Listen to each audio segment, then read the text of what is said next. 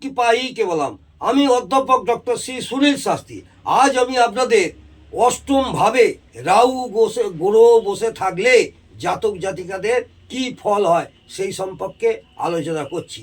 বিগত কয়েকদিন আগে আপনাদের লগ্ন থেকে সপ্তম ভাব পর্যন্ত বলেছি। আজকে আমি অষ্টম ভাবে রাহু গ্রহ থাকলে জাতক জাতিকাদের কি ফল হয় সেই সম্পর্কে আমি আলোচনা করছি। অষ্টম ভাবকে আমরা রন্ধ্রভাবও বলি, নিধন ভাব বলি বা মৃত্যু ভাব বলি। এই অষ্টম ভাবকে আমরা 8 হাউস হিসেবে ধরে থাকি। এই সব জাতক জাতিকা সমস্ত জায়গা থেকে সম্মান পায়। যেসব জাতক জাতিকাদের রাহু অষ্টমভাবে বসে থাকে এরা সমস্ত জায়গা থেকে সম্মান পায়, কিন্তু নিজের কাছের লোকেদের কাছ থেকে ততটা সম্মান বা ভালোবাসা পায় না। এদের পৈতৃক সম্পত্তি নষ্ট হয় বা পৈতৃক সম্পত্তি থেকে এইসব জাতক জাতিকারা বঞ্চিত হয়। কারণ অষ্টম ভাব হলো পৈতৃক সম্পত্তি কারক গ্রহ। অষ্টম ভাব হলো পৈতৃক সম্পত্তির কারক গ্রহ। অষ্টম ভাব এরা সারা জীবন এই অষ্টম ভাব থেকে পৈতৃক সম্পত্তি বিচার করা হয়। রাহু হলো অশুভ গ্রহ। আর এই অষ্টম ভাবে যেসব জাতক জাতিকারা আছেন তারা সারা জীবন খুব স্ট্রাগল করে প্রচুর অর্থ উপার্জন করে এবং সারা জীবন প্রচুর কষ্টভোগও করে। এরা যেমন অর্থ উপার্জন করে সেরকম প্রচুর কষ্টভোগও করে, কিন্তু বার্ধক্যের সাথে সাথে বা মধ্য বয়সের পর থেকে সৌভাগ্যের অধিকারী হয়। তবে এদের শেষ জীবনে, মাথা রাখবেন, শেষ জীবনে জটিল রোগে বা কুচিকিৎসা বা বিনা চিকিৎসা বা অবহেলা বা অত্যাচার বা অনিয়মের জন্যে মৃত্যু পর্যন্ত হতে পারে। কারণ অষ্টম ভাব হলো মৃত্যুর কারক ভাব। অষ্টম ভাব হলো মৃত্যুর কারক ভাব ও রাহু নৈসর্গিক অশুভ গ্রহ। এদের টাকা পয়সা বা অর্থনৈতিক যোগ থাকে, ফাটকা ইনকামের যোগ থাকে। কোনো গুপ্ত ব্যাপারে এদের অর্থ নষ্ট হতে পারে। অষ্টম ভাবে রাহু থাকলে কাউকে টাকা পয়সা ধার দেবেন না, এটা মাথায় রাখবেন। টাকা পয়সা ধার না দেওয়াই ভালো। এদের টাকা পয়সা, নথিপত্র, কাগজ, দলিল, দরকারি জিনিসপত্র চুরি হয়ে যাওয়ার সম্ভাবনা প্রবল থাকে। তাই এই ব্যাপারে এই সব জাতক জাতিকাদের সাবধানতা অবলম্বন করতে হবে। এরা জীবনে কোনো না কোনো সময় আইনি সমস্যা বা মামলা মোকদ্দমায় জড়িয়ে পড়তে পারে, এটা মাথায় রাখবেন। এদের পার্টনারের চিকিৎসার জন্য অর্থ ব্যয়ও হয়।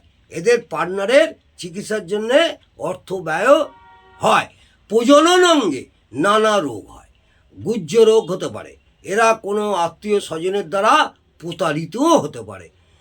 রাহু যদি খুব অশুভ হয় তাহলে শারীরিক কারণে শয্যাশায়ী পর্যন্ত হতে পারে এবং যন্ত্রণাদায়ক মৃত্যু হতে পারে, এটা মাথায় রাখবেন। যন্ত্রণাদায়ক মৃত্যু হতে পারে। এদের জীবনে দুর্ঘটনা হওয়ার সম্ভাবনা অনেক বেশি, কারণ অষ্টম ভাব দুর্ঘটনার কারক ভাব।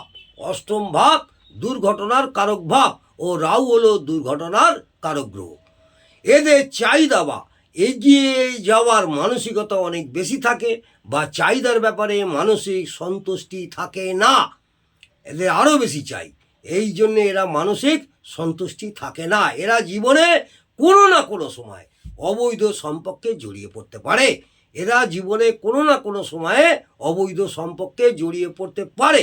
এবং মনে রাখবেন, রাহু অবৈধ সম্পর্কের কারক গ্রহ, এটা মনে রাখবেন। রাহু হচ্ছে অবৈধ সম্পর্কের কারক গ্রহ। এদের মৃত্যুর আগে বেশিরভাগ ক্ষেত্রে এরা খুব কষ্ট পায়।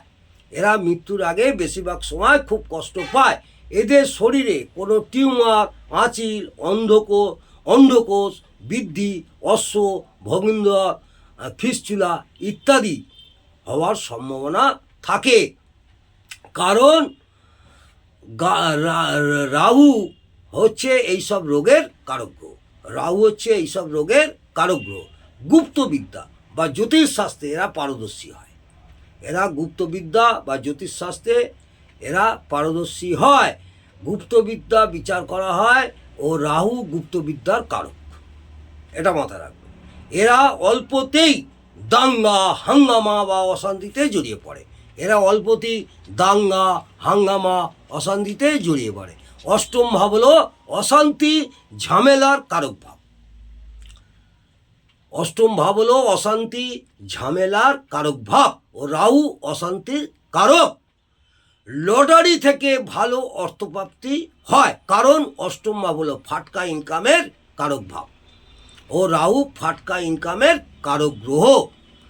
এরা অস্ত্রের আঘাত পেতে পারে বা অস্ত্রাঘাতে মৃত্যু পর্যন্তও হতে পারে, কারণ অষ্টম ভাব রক্তক্ষরণ আঘাত লাগা মৃত্যু নির্দেশ করে। রাহু হলো যে কোনো ভয়ঙ্কর ঘটনা ঘটানোর কারক ভাব বা কারক গ্রহ।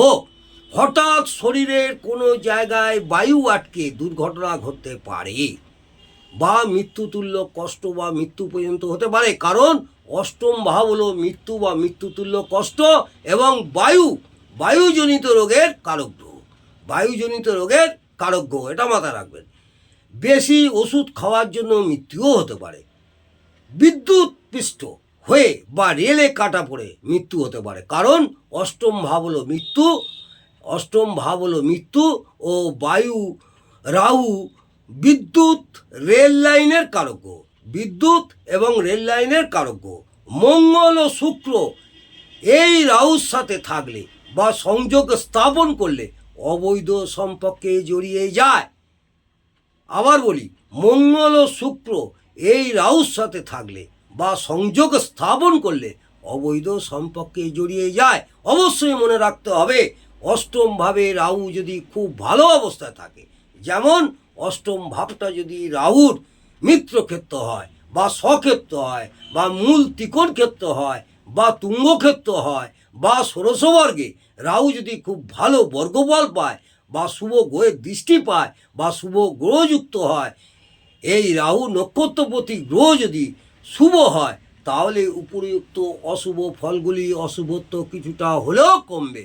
আজকে আমি এই পর্যন্ত আলোচনা করলাম। আগামী দিনে বাকি যে কটা ভাব আছে আমি আপনাদের আলোচনা করব। আমার এই ভিডিওটি যদি আপনাদের ভালো লাগে অবশ্যই একটি লাইক করবেন এবং কমেন্টে জানাবেন। নমস্কার, জয় মা তারা, ভালো থাকুন, সুস্থ থাকুন, আনন্দে থাকুন।